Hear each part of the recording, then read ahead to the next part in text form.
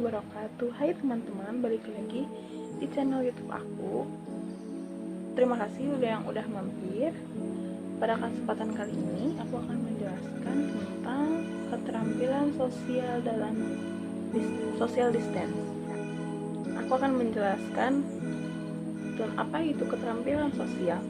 Keterampilan sosial adalah kemampuan individu untuk berkomunikasi efektif dengan orang lain baik secara verbal maupun non-verbal sesuai dengan situasi dan kondisi yang terjadi.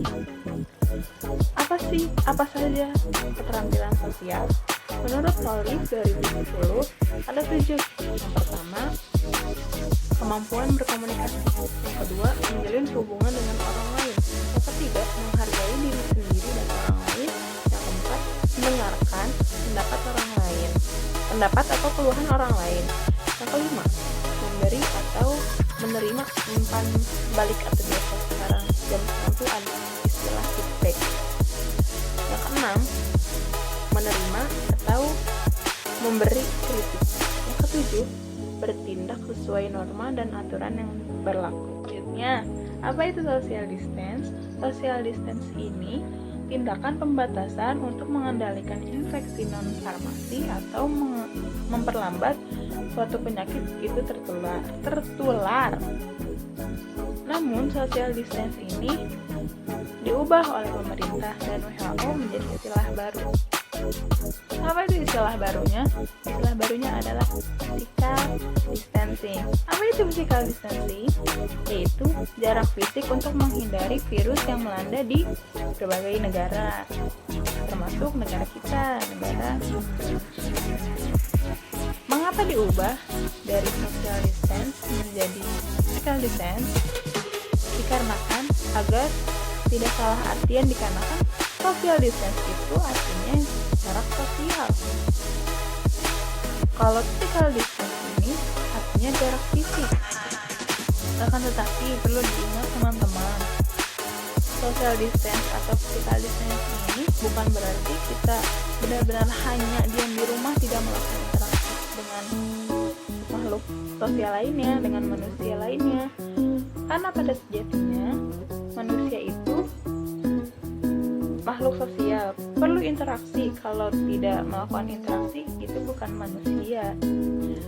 Tapi perlu diingat teman-teman, ketika kita ingin berinteraksi dengan sahabat, kerabat, orang-orang yang ada di sekitar kita, kita perlu berjarak minimal 1 meter untuk menghindari penyebaran virus itu.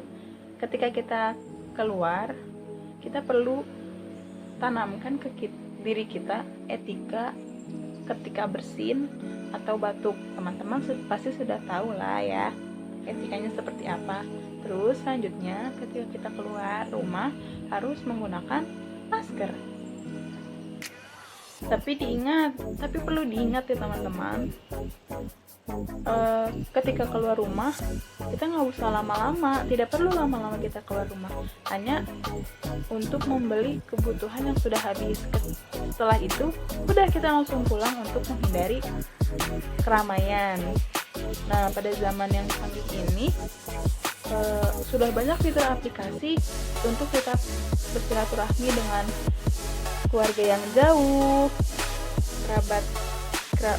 teman-teman, kerabat atau kerabat lainnya.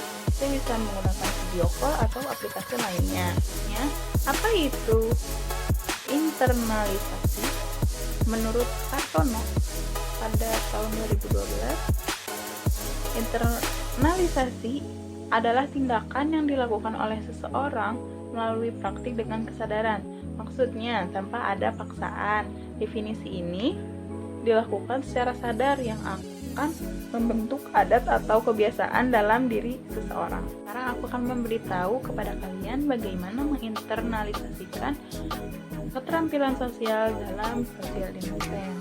Yang pertama, rancang aktivitas kalian di rumah.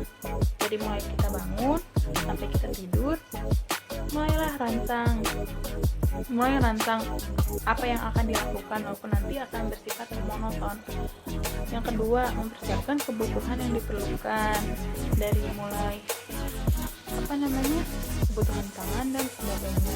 Yang ketiga, mempersiapkan tes internet untuk berkomunikasi dengan